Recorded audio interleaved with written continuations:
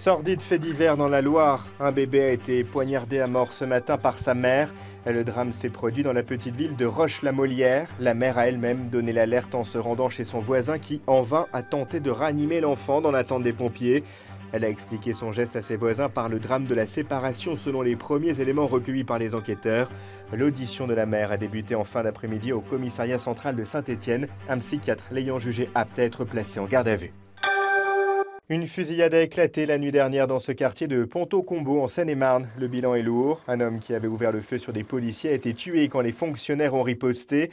L'un des membres des forces de l'ordre a été blessé.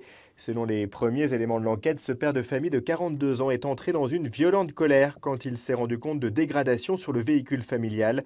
La scène s'est jouée sous les fenêtres des habitants. J'ai entendu environ 7 coups de feu espacés et ensuite, 10 minutes après, 5 coups de feu, comme si vraiment on tuait quelqu'un. Voilà. Le policier blessé devait être opéré cet après-midi, mais ses jours ne sont pas en danger. Une marche silencieuse a eu lieu ce matin en mémoire de Patricia Bouchon, tuée il y a un an lors de son jogging matinal à Bouloc en Haute-Garonne. Rose à la main, près de 250 personnes ont refait le parcours effectué par la mère de famille le jour de sa mort. Et alors que le meurtrier court toujours, la famille, elle, attend des réponses, comme le montre le témoignage poignant de la sœur de Patricia. C'est un hommage, il y a un an, qui s'est écoulé. C'est en même temps long et court, parce qu'aujourd'hui on n'a pas de réponse. Aujourd'hui on n'a toujours pas le meurtrier de ma sœur. Donc ça c'est difficile à concevoir parce que on voudrait qu'il ne reste pas impuni, on voudrait comprendre ce qui s'est passé. Donc on est tous réunis dans cette démarche. Il y a les gens de Bouloc qui attendaient aussi cette marche, donc c'est important de reparler de cet événement pour pas qu'on nous oublie, pour pas qu'on oublie ma sœur. On vous voit toutes les deux, vous et votre nièce, la tante et la nièce ensemble. C'est important, on peut parler de fusion entre vous, familiale. J'étais la sœur de sa maman et quelque part je remplace peut-être une place, quoi. Je prends une certaine place. Et voilà, toutes ces décisions, on les prend à deux et puis on se sent plus forte aussi parce qu'il y a des moments de découragement, c'est clair. Et puis on a besoin de décider ensemble. Voilà. D'accord. Est-ce que quand on est les victimes, les parents de la victime, est-ce qu'on a l'impression que finalement ça ne va pas assez vite ? On est forcément pressé, impatient, mais on sait que ça mènera à une arrestation et on y croit vraiment. Nicolas Sarkozy a réaffirmé aujourd'hui dans l'Isère son intention de faire un référendum sur le droit du travail s'il est réélu en mai prochain, présentant cette initiative comme une consultation sur le droit à la formation. Le président n'a fait aucune allusion à sa candidature à l'élection présidentielle qu'il devrait déclarer demain soir, mais s'est prêté de bonne grâce à une séance photo. Ah oui, je vous filme. Ah oui, c'est un film. Bravo. Le chef de l'État visitait l'usine Photowatt de conception et fabrication de panneaux photovoltaïques. Il a notamment promis aux salariés de l'entreprise qui a déposé son bilan en novembre dernier et se trouve actuellement en redressement judiciaire qu'ils allaient tous conserver leurs emplois. Les élus de gauche, eux, ne manquent pas de souligner un coup médiatique en pleine période électorale, d'autant que le tribunal de commerce de Vienne n'a encore rien décidé quant à l'avenir de Photowatt.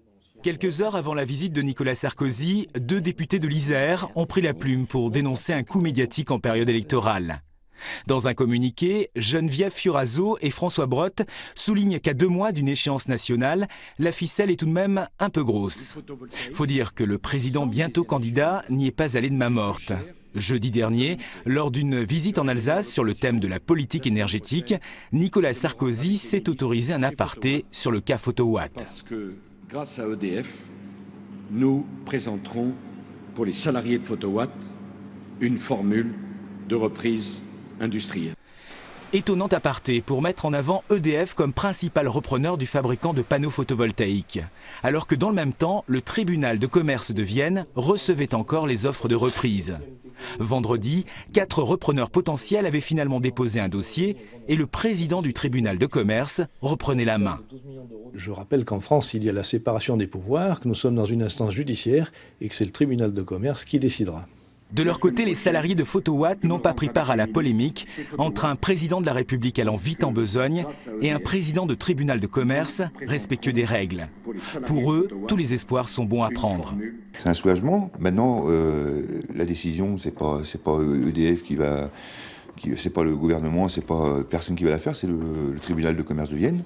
Aujourd'hui à Bourgoin, puis le 28 février devant le tribunal de commerce, Photowatt joue son avenir et ses 442 salariés avec.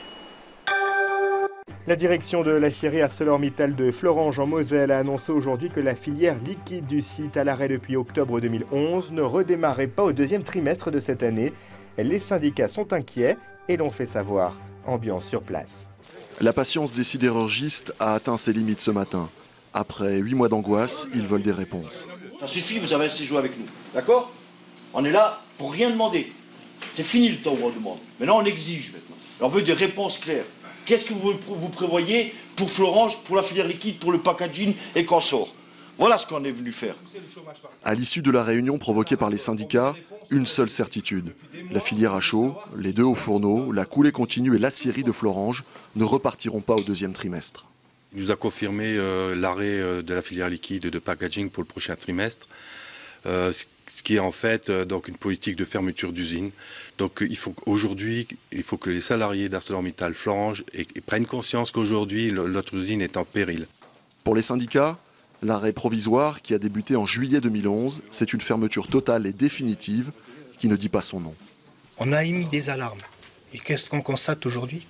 Que personne n'a pris en considération les interrogations CGT.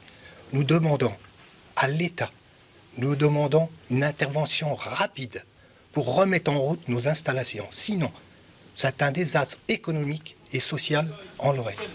Les sidérurgistes ArcelorMittal appellent à un grand rassemblement jeudi à Florange. D'ici là, ils maintiennent la pression. C'est la survie du dernier bastion de la sidérurgie lorraine, 10 000 salariés, qui est en jeu. Pourquoi la justice française n'est-elle pas aussi sévère que l'Italie dans le dossier de l'amiante? C'est la question qui se pose au lendemain de la condamnation très lourde de 2 industriels par le tribunal de Turin. 13h30, le président Casalboré lit le verdict. Le milliardaire suisse Stéphane Schmideni et le baron belge Louis Cartier de Marchienne sont condamnés par contumace à 16 ans de prison. Ils sont jugés responsables de la mort de près de 3000 personnes, ouvriers et habitants des villes italiennes où Eternit avait des usines, et notamment celle de Casale Monferrato, ville maudite où dans les années 30 on travaillait l'amiante à main nue. Des images qui parlent aux habitants de la vallée de la Vère, aux confins du Calvados et de l'Orne. Ici, ce n'est pas Eternit, mais Ferrodo Valeo qui a fait travailler 2700 personnes de 1927 à 1996. Tout le monde se souvient de cette poussière blanche qui recouvrait tout, même les vaches dans les prés. Rares sont les familles qui ne comptent pas au moins une victime. Ici, il ne se passe pas une semaine sans qu'on enterre quelqu'un mort d'asbestose, de plaques pleurales, de mésothélium ou de cancer broncho-pulmonaire. Les premières plaintes au pénal ont été déposées il y a 16 ans. Le dossier a dormi à Caen pendant 10 ans avant d'être dépaysé au pôle santé du tribunal de grande instance de Paris. La juge Berthella Geoffroy a mis en examen 5 anciens directeurs d'établissement ainsi que le médecin du travail de Valeo. Mais la défense multiplie les actes de procédure et la justice piétine encore. Le jugement de Turin sonne donc comme un avertissement. L'Andeva, l'association française des victimes de l'amiante, s'insurge. Comment admettre que d'un côté des Alpes, les empoisonneurs soient condamnés et que de l'autre, ils soient blanchis? C'est une affaire peu ordinaire qui a été portée aujourd'hui devant les prud'hommes de Dieppe. Le vigile d'un magasin Tati a été licencié après avoir dénoncé la directrice du site pour vol. Un licenciement abusif pour son avocate. Ce n'est pas un cas habituel. C'est un cas simple puisque nous avons une faute grave. L'employeur doit justifier de la faute grave, il ne le fait pas. C'est un cas inhabituel puisque nous avons un salarié qui est licencié parce qu'il a fait son travail. Et ça, c'est inhabituel. C'est le monde à l'envers. Il n'était pas question du procès de la directrice dont le vol n'a jamais été prouvé. La direction de l'enseigne a dans un communiqué renouvelé sa confiance à la gérante qui a pour sa part porté plainte pour diffamation. La décision du Conseil des prud'hommes est attendue le 3 mai. C'est désormais certain, le Redoux est là, et bien là. Fini les températures polaires, mais voilà, la neige s'est invitée dans de nombreux départements aujourd'hui, comme ici dans la Meuse. C'est la corvée du matin, oui, on a découvert avec surprise la belle couche de neige Après la longue période de froid, maintenant la neige. Mais c'est agréable, c'est l'hiver en même temps. C'est l'hiver et c'est la galère pour les automobilistes, comme ici en Haute-Garonne. Du chaudron. Ouais, vous y allez tranquillement, mais là on va bloquer là. C'est verglacé. Seul le nord-est de la France restait cet après-midi en vigilance orange neige-verglas avec 9 départements concernés. En attendant, sur les routes, des barrières de dégel sont mises en place. Les camions en particulier ne peuvent pas emprunter certains axes. À quoi ça sert? Élément de réponse dans la Marne.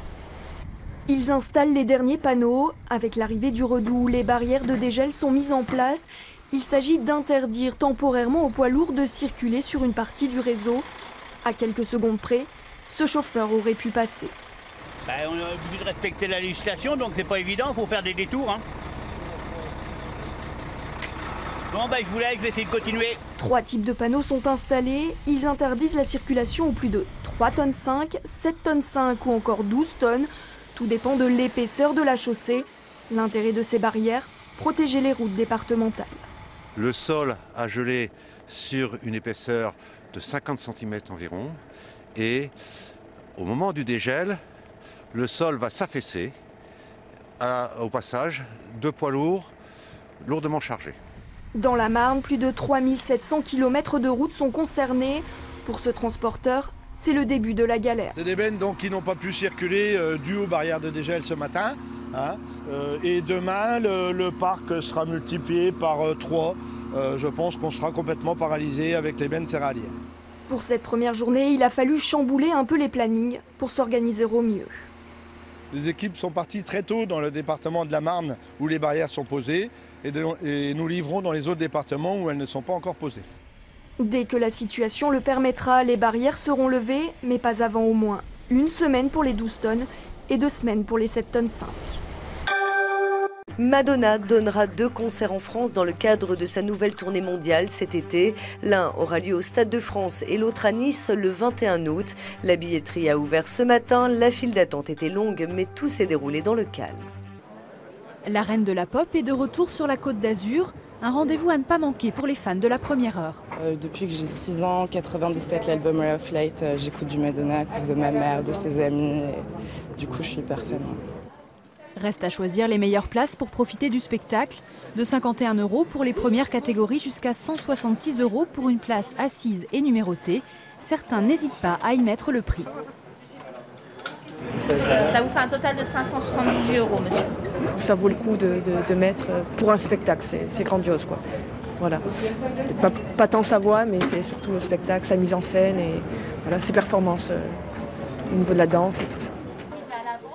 Si les places les moins chères sont vite parties, c'est notamment grâce aux ventes sur Internet.